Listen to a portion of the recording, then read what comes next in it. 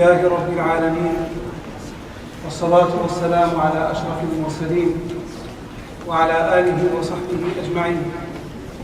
اللهم صل على محمد النبي وأزواجه أمهات المؤمنين وعلى آل بيته كما صليت ربنا على آل إبراهيم إنك حميد مجيد. رب اشرح لي صدري ويسر لي أمري واحلل عقدة من لساني يفقهوا قولي. ثم ما بعد. Inshallah, we are still in the process of learning about how to purify our heart. The only asset with which we're going to meet Allah one day. The only important part of our body to which Allah looks. And part of that is that Allah subhanahu wa ta'ala, the most gracious, the most merciful, having created us and having known what is good for us, and having known also that part of us is our weakness. وَخُلِقَ الْإِنسَانُ ضَعِيفًا, man is created weak. And his heart sometimes is leaning towards this side and sometimes to the other side. Allah subhanahu wa ta'ala, the most gracious, the most merciful, gave us occasions of time to elevate our heart and purify it. And the best of occasions is the month of Ramadan. The month of Ramadan has a peculiarity in it because it really exemplifies in practice what it means to be a mukhlis, a sincere obedience to Allah. Sincerity in ibadah manifests itself purely in Ramadan. Because the person when he fasts and deprives himself of the necessities of survival, which is eating and drinking, he does not do that because he wants to show off. Nobody wants to show off that he is hungry. But he does so out of sincerity because he is observing Allah subhanahu wa ta'ala. Allah told us to fast, that's exactly what we do. And Allah subhanahu wa ta'ala told us when to eat, that's exactly when we're going to eat. And if it is a fraction as of a second before Maghrib, I cannot dare to put anything in my system until the time strikes the Maghrib. Why? Because that's exactly what Allah told me to do. That's sincerity. That's the pure ibadah to Allah subhanahu wa ta'ala. And I would like to elaborate in the few minutes that I have on this aspect of sincerity by quoting a verse from the Quran, in which Allah subhanahu wa ta'ala tells us exactly what it means to be a sincere, obedient, or worshipper to Allah. And the verse in Surah Al-An'am, verse 162, in which Allah subhanahu wa ta'ala says, قُلْ إِنَّ صَلَاتِي وَنُسُكِي وَمَحْيَايَ وَمَمَاتِيَ لِلَّهِ رَبِّ الْعَالَمِينَ.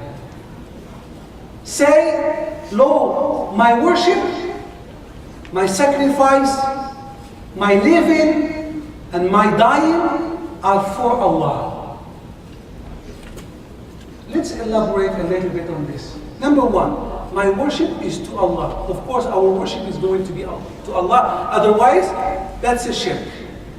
Our salat should be to Allah, not to work to show off. No other purpose we have except the pleasure of Allah subhanahu wa ta'ala. So the ibadah has to be to Allah.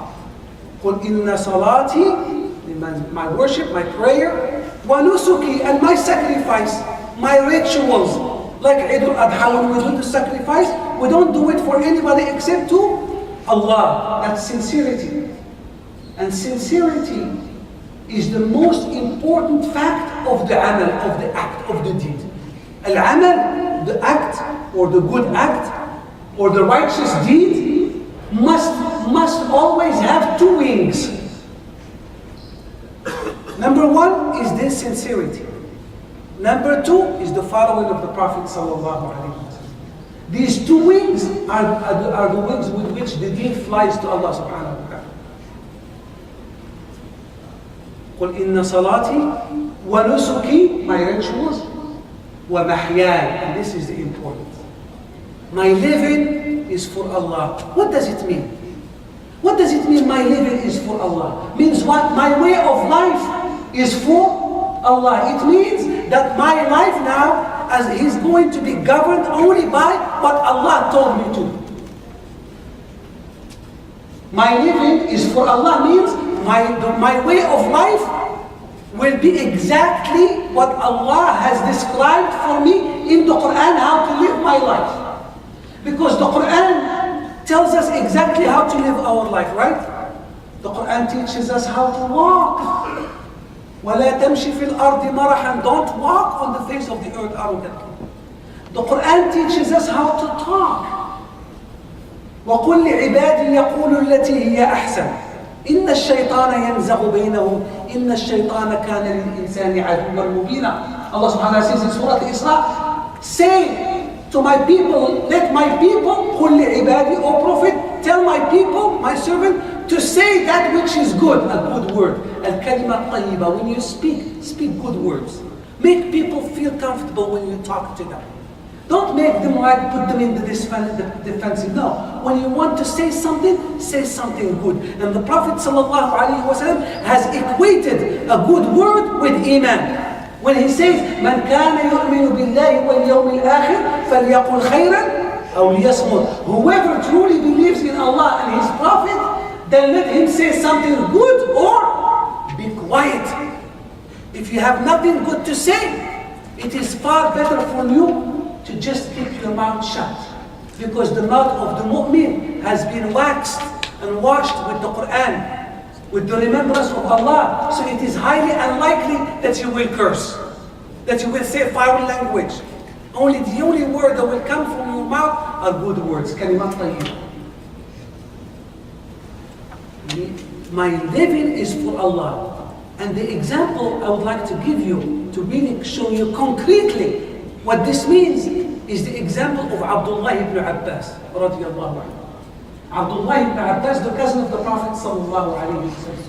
The Prophet made a dua for him when he was born. He said, Allahumma faqihhu fi din wa allimhu ta'wil. He said, oh Allah, give him the knowledge of the religion and make him the interpreter of what?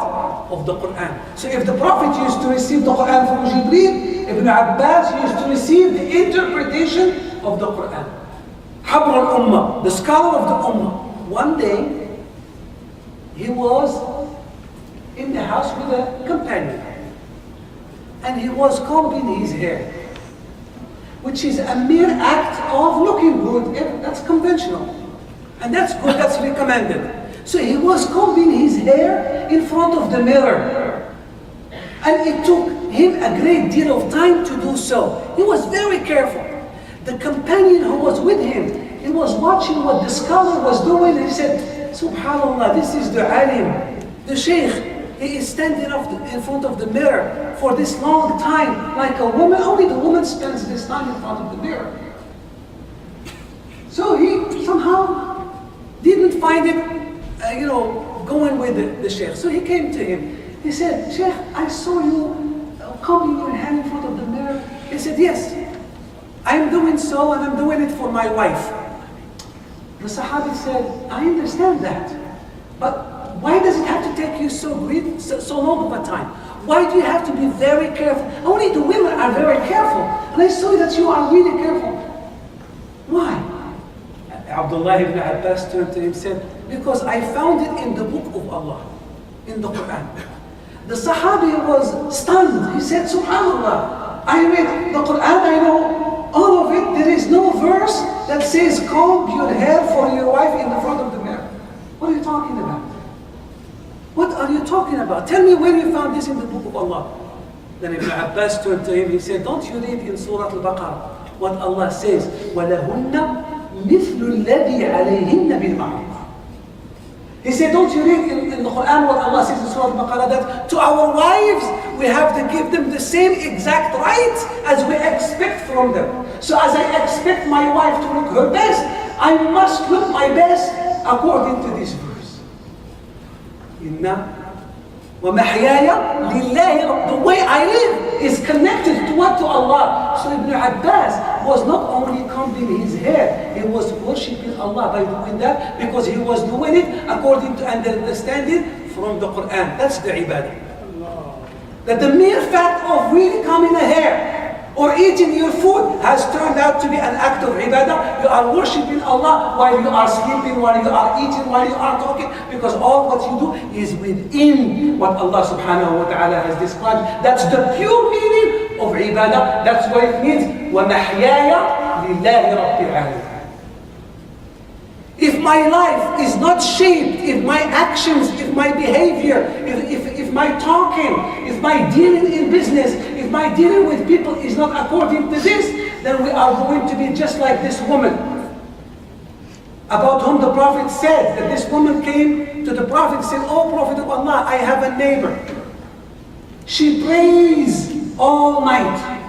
And she fasts all day." I'm not talking about Ramadan. She fasts every day. And she prays every night.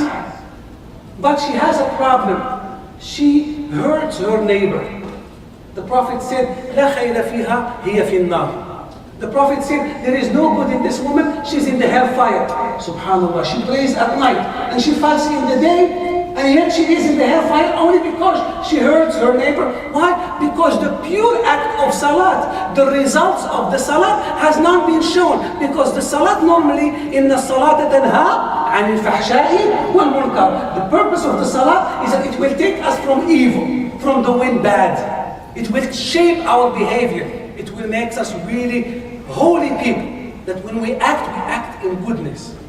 Abdullah ibn Abbas gave a lesson to us through this verse, and he gave also a lesson to that Sahabi who may have memorized the Quran, yet there is another reading. He may have read the Quran, but there is yet another reading of the Quran that has to be done, which is more valuable than the more reading or memorization, which is to act on the Quran and shape our life with it. That's what Allah subhanahu wa ta'ala means here. وَمَحْيَايَ لِلَّهِ رَبِّ الْعَالَمِينَ. My life is to Allah.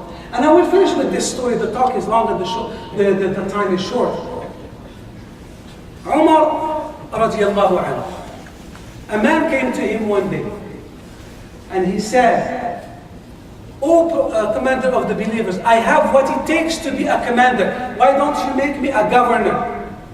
Umar radiallahu anhu waited. He said, "Okay, no problem. Come see me at night in the house and we'll talk about it." It's okay. When the night came, the man went to Umar radiallahu anhu. He knocked on his door. And he said, "Somebody wants to see you." He said, "Let him in." When the man came inside the house of Umar, he saw Umar on his knees and hands. He was crawling like a baby, with his children on his back. He was acting like a horse. And they were riding on his back and he was just turning around. The man, when he saw that, he was stunned. Subhanallah, Umar, doing this? So Umar looked at him and he said, "I saw that you are surprised. What makes you surprised?" He said, "Wow." He said, "Okay, well tell me, when you go to your house, what do you do? What do you do when you go to your house?" The man said, "Me, by the time I got into the house, the one who is sitting will stand up. The one who is talking will shut up. The one who is wake up, he will go to sleep. And you can hear a pin drop." Means like a dictator has entered the house. Everybody is quiet. Then Umar radiallahu anhu said, "You don't have mercy in your heart for your own children, and you want me to make you a governor on the Muslims? The leader must have one quality, which is the rahmah. My life, my living, mahyaya lillahi rabbil alamin." And this is the purpose of these salats that we have in this Ramadan. May Allah make us shape our way of life according to that which He prescribed for us. قولوا قولي هذا وأستغفر الله لي ولكم. سبحانك اللهم وبحمدك أشهد أن لا إله إلا أنت أستغفرك وأتوب إليك. وصلى الله وسلم على خير خلقه محمد وعلى آله وصحبه أجمعين. جزاكم الله خيرا.